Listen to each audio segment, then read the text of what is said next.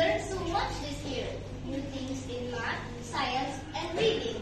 We faced challenges together and celebrated other success.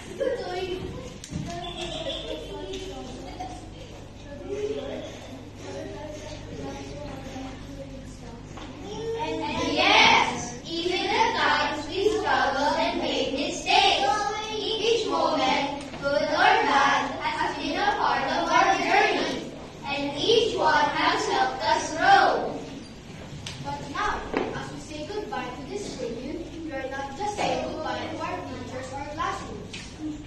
We are also saying goodbye to a year full of experiences. As we close this chapter, let us remember that every lesson, every child, and every laugh will stay with us, shaping us into who we are today.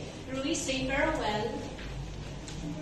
You have something amazing to look forward to. The start of a new school year. Spring is waiting for us with new adventures, new subjects, and new opportunities. We meet new teachers, make new friends, and even more. Sure, you might be new challenges ahead, but I'm sure we're ready to face them. We've already shown how strong, kind, and hardworking you can be. The journey doesn't stop here.